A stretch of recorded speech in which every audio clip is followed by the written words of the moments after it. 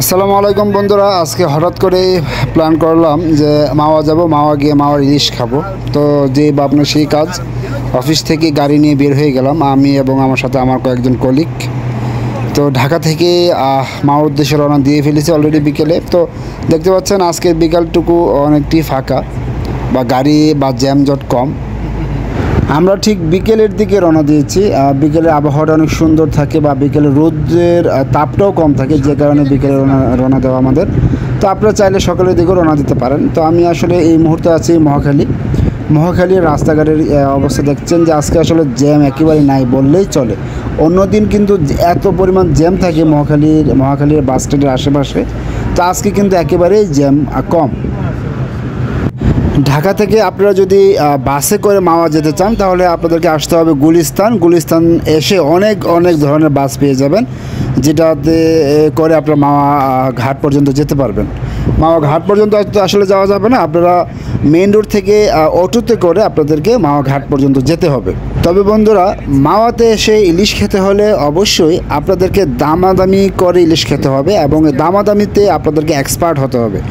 যদি আপনারা দামাদামিতে এক্সপার্ট হতে না পারেন, সেক্ষেত্রে কিন্তু আপনারা ইলিশ মাছ দাম দিয়ে কিনতে হবে। যে কারণে বললাম সবসময় দামাদামি করে ইলিশ মাছ কিনবেন।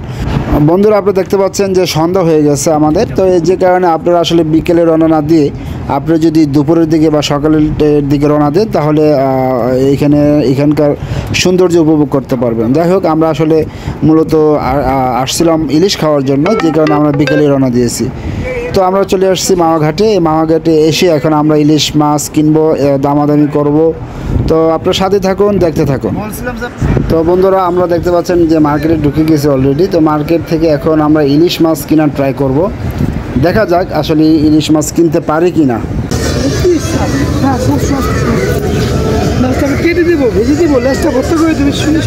কত করে কেজি? পিস? আমরা কেজি হিসেবে না, এই কেজির উপরে নেবেন। 1 কেজি 200 গ্রাম, ওগুলো কেজি পিস। এগুলো 1 কেজি 200 গ্রাম যেগুলো, এগুলো কত করে? ওটা আপনার 2000 টাকা। আর এগুলো পিস করবে? এগুলো পিস আমি দাম চাবো, আপনার দাম বলুন হয়ে গেল। ও আচ্ছা, আপনি কত চান এটা? আমার ভেজে বুঝে কম একটু হলে ভর্তি করে দেবো। সরিষা তেল আপনি কিনে নেবেন, 1 বেলা দেওয়া যে তেলটা আছে কিনতে হবে না, ফ্রিজই হবে। আমি দাম চাবো, আপনার দাম বলুন হয়ে গেল। ও এইভাবে দেবো স্যার? না আমি তো দেখি। বলেন স্যার, কিছু তুমি এখন কোথায়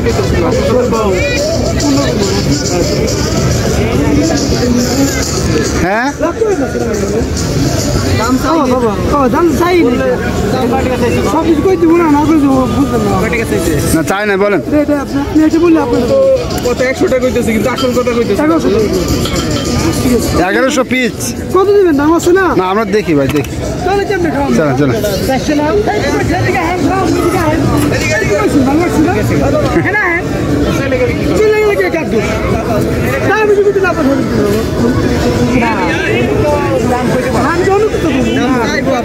আচ্ছা, এখন কি 400 হয়েছে? 400 হয়েছে? এ বাবা, 400 হয়েছে নি?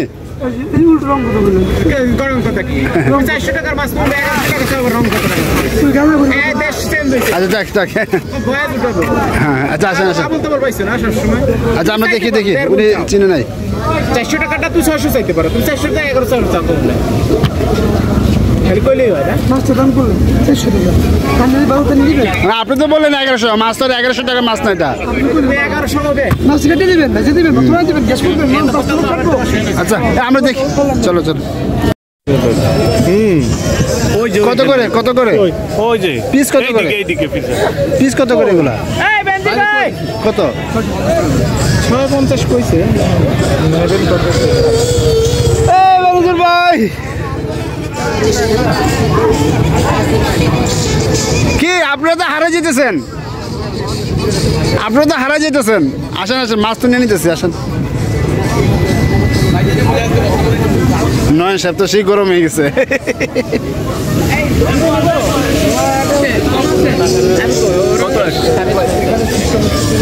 না, এটা তো 400 টাকা। সেটাই বলবো মনে করেন নিয়ে মামা 2 পিস কত রাখা যাবে এটা বলেন, কত? দাম চাই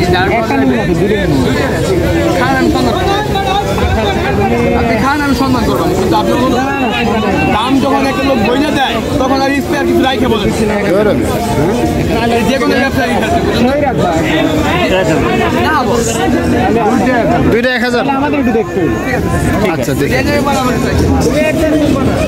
যাই হোক বন্ধুরা, আমরা 2টি মাছ 1100 টাকা দিয়ে কিনেছি, দেখতে পাচ্ছেন। তো ওরা আমাদেরকে মাছ ভাজি করে লেজ দিয়ে ভর্তা বানিয়ে দিবে। 2টি মাছ 1100 টাকা, আর আমরা খাবো, খাওয়ার পর যে বিল আসবে সেই বিল দিয়ে দিব। তো এই হচ্ছে অবস্থা। তো আপনারা এইভাবে দামাদামি করবেন। এই 2টি মাছ আমাদের কাছে চেয়েছিল 2500 টাকা, তো আমরা আসলে 1100 টাকা দিয়ে শেষ পর্যন্ত কিনেছি। এই দেখতে পাচ্ছেন আপনারা, মাছগুলো অনেক বড় বড় ছিল। তো ঠিক এভাবেই কিন্তু আপনাদেরকে দামাদামি করে তারপরে খেতে হবে বা কিনতে হবে।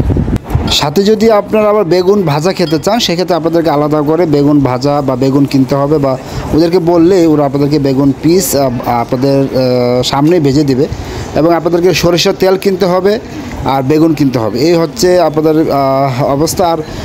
আর ভাতের দাম কিন্তু খুব বেশি না। ভাত মেবি কত টাকা জনপ্রতি, মেবি 20 থেকে 30 টাকা মতো বিল আসে ভাতের। হ্যাঁ, তারপর হচ্ছে সাথে আলু ভর্তা চাইলে আলু ভর্তা এক্সট্রা এগুলো নিতে পারেন। তো এভাবেই কিন্তু আপনারা বারবার আমি সবাইকে বলবো, রিকোয়েস্ট করবো যে অবশ্যই দামাদামি করে কিনবেন। ভাত খেতে বসলে অবশ্যই দাম জিজ্ঞাসা করে আপনারা ভাত খেতে বসবেন।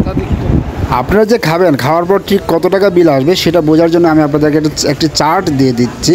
এই দেখতে পাচ্ছেন, এটা হচ্ছে ওদের খাবার চার্ট, যে কত টাকা মতো বিল আসতে পারে। আপনারা একটু দেখে নেবেন, এই চার্টগুলো একটু দেখে তারপরে খাবার অর্ডার করবেন।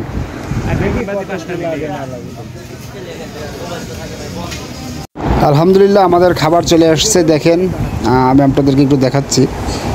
এইভাবে আপনাদেরকে পরিবেশন করবে, খাবার পরিবেশন করবে। তবে এখানে কিন্তু আবার ডাল ফ্রি, আপনি ডাল খেতে পারবেন, ডালের জন্য কোনো এক্সট্রা টাকা দিতে হবে না। এটা হচ্ছে লেজের ভর্তা।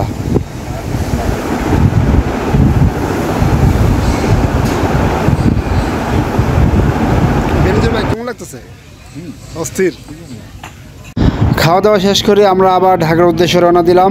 দেখতে পাচ্ছেন রাতের ঢাকা খুবই ফাঁকা, একেবারে যানজটহীন রাতের ঢাকা। আসলে রাতে ঢাকা শহরে গাড়ি চালাতে বা গাড়িতে ঘুরতে, রিক্সাতে ঘুরতে খুবই ভালো লাগে, খুবই ভালো লাগে। তো ঠিক আছে বন্ধুরা, সবাই ভালো থাকবেন, সুস্থ থাকবেন এবং আমাদের জন্য বেশি বেশি দোয়া করবেন।